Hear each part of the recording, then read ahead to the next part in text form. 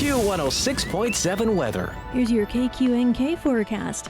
Sunshine mixed with clouds at times today, with daytime highs approaching 82. Winds out of the southwest, 5 to 10 miles per hour.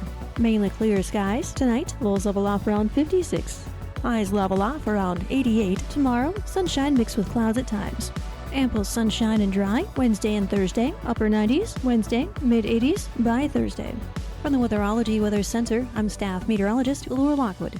Currently, it's 73 degrees. This Kansas Information Network update is brought to you by Eaton Roofing and Exteriors. Hi, I'm Felicia Rolfe. Here are today's headlines from 12 News.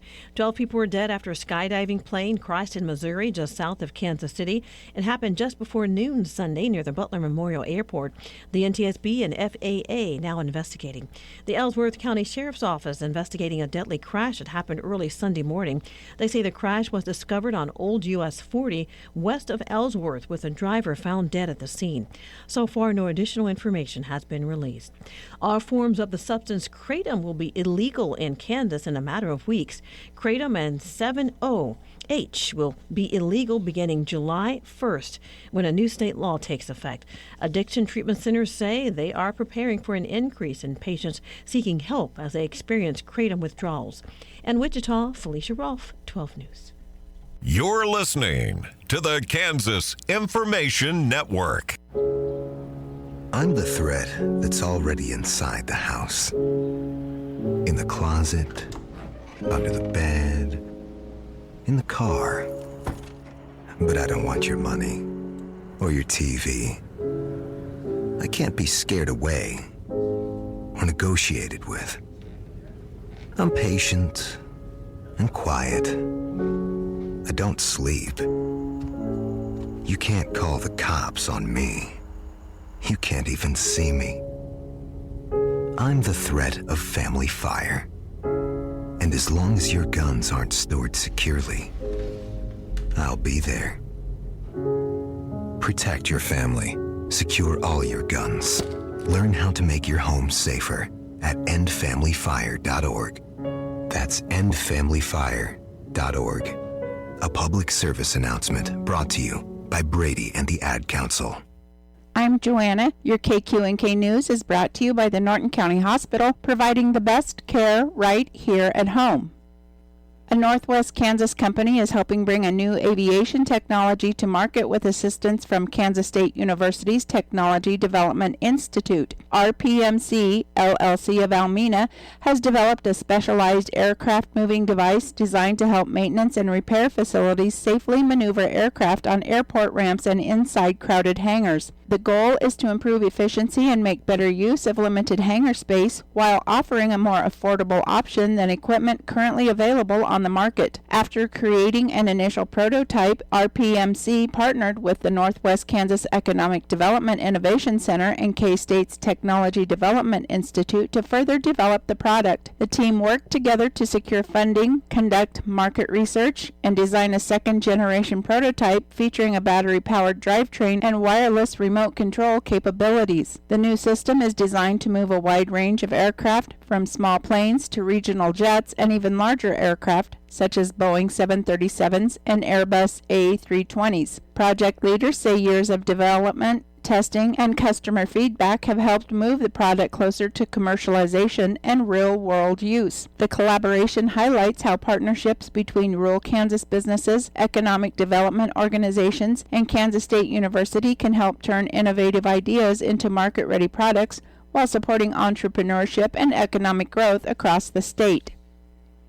A Kansas Department of Transportation bridge repair project on US 183 in northern Ellis County has been postponed. Work on the Saline River Bridge, located approximately 14 miles north of Hayes, was scheduled to begin in early May, but has been delayed due to contractor scheduling issues. A revised start date has not been determined. KDOT will provide updates as they become available. For current road conditions, visit candrive.gov or call 511. For updates on highway projects in Northwest Kansas, visit kansas.gov/Northwest News. The City of Norton would like to remind community members, due to drought conditions affecting northwest Kansas and the city. An executive order has been issued by the mayor placing water conservation practices in effect as of May 21st. The restrictions include outdoor watering, including irrigation of lawns, shrubs, flowers, trees, gardens, and other vegetation using potable water is prohibited between 10 a.m. and 6 p.m. Properties with even-numbered addresses may water on even-numbered calendar days. Properties with odd-numbered addresses may water on odd-number calendar days. Violations of these restrictions may result in a civil penalty of $25 per day per violation. A special permit may be issued by the city office to allow for watering of newly seeded lawns or sod. Properties using private wells are exempt from these restrictions. However, a private well permit must be obtained from the city office and visibly posted. I'll be back with more news after this. Join our stellar team at Norton County Hospital. Looking for a workplace where compassion meets career growth? Look no further. If you're ready to embark on a fulfilling journey surrounded by supportive colleagues and opportunities for personal and professional development, we want you to be part of our family. Explore exciting career offerings and our comprehensive range of benefits, including capers, on the Career tab at ntcohosp.com. A company developing an underground nuclear reactor project in Parsons is moving forward with plans to raise more than $40 million through a public stock offering. California-based Deep Fission recently filed updated paperwork with the U.S. Securities and Exchange Commission outlining plans to offer 2.5 million shares of stock at an expected price between $16 and $18 per share. The company hopes to use the funds to support its pilot reactor project at the Great Plains Industrial Park in Parsons. Deep Fission is developing what it calls a gravity reactor, a nuclear reactor designed to operate in boreholes drilled about a mile underground. The company has already completed its first test well and says the next steps include drilling a commercial-scale borehole and deploying a prototype reactor. The company plans to seek a commercial license from the U.S. Nuclear Regulatory Commission in early 2027. Deep Fission has applied to list its stock on the NASDAQ exchange under the symbol FISN. However, the offering will move forward only if the listing is approved. Company filings acknowledge the project carries significant risks because the technology has not yet been proven on a commercial scale and could face delays, increased costs, or engineering challenges. The project has generated both interest and concern in southeast Kansas, with some residents questioning the use of the new technology and calling for additional scrutiny as development moves forward. Kansas Attorney General Chris Kobach announced Friday that Kansas and a coalition of states and organizations have successfully concluded their legal challenge to a Biden administration Title IX rule. The rule would have expanded federal protections based on gender identity and affected policies involving school bathrooms, locker rooms, and athletic participation. Kansas joined a coalition in 2024 that challenged the rule in federal court. According to the Attorney General's office, court rulings prevented the rule from taking effect, and a separate federal court decision later found the regulation unlawful on a nationwide basis. State officials say the legal challenge has now come to an end, with the coalition formally prevailing after the rule's defenders chose not to continue further legal action. The Title IX rule had generated significant debate nationwide over how schools should address issues involving biological sex, gender identity, student privacy, and participation in athletics. The Attorney General's office says the outcome means the challenged rule will not take effect, bringing the legal dispute to a close. I'm Joanna. Your KQNK News was brought to you by the Norton County Hospital. You can call the Norton County Hospital at 785-877-3351 for all your healthcare needs. Kansas Agriculture Network News. Good day, everyone. I'm Greg Akagi. As of Saturday, because we have not seen an update as of yet today, there have been 12 cases of New World screwworm that have been confirmed by the USDA APHIS, 6 Texas counties and 1 New Mexico county that involve cattle, goats, sheep, and a dog. They have been going as far north as Tom Green County, Texas, which does include the county seat of San Angelo. Now, we don't know or confirm that it is around San Angelo, but that's as far north as they've gotten. That is about 50 to 100 miles to the southwest of the Fort Worth, Texas area. So something to keep an eye on here. I'm sure we will get further updates and an update here later today.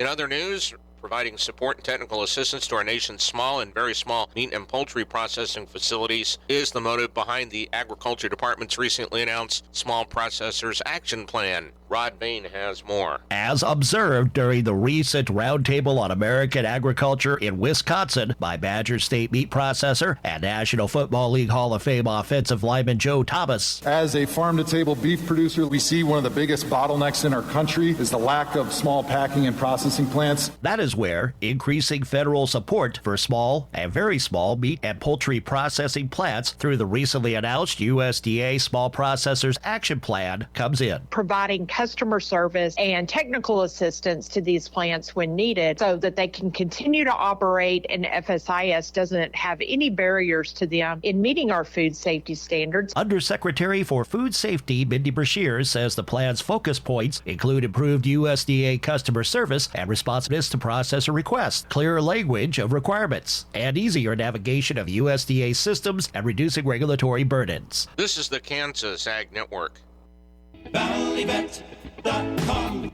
Cattleman, anaplasmosis is a disease that's all too familiar. This costly cattle disease is spread by ticks, horseflies, and such nasty little critters. Valley Vet Supply can help you select effective insecticides to control these ticks and flies, as well as the convenient application methods. From mist sprays and pour-on to cattle rubs and dust bags, Valley Vet has the proper insecticide choices and application tools. Check out the Bullmaster mineral feeders with kill cover lids and the popular CO2-powered insecticide guns, now with 2 insecticide options. At valleyvet.com, you'll find exceptional value and a large selection of meds and more, shipped fast and free on most orders over $75.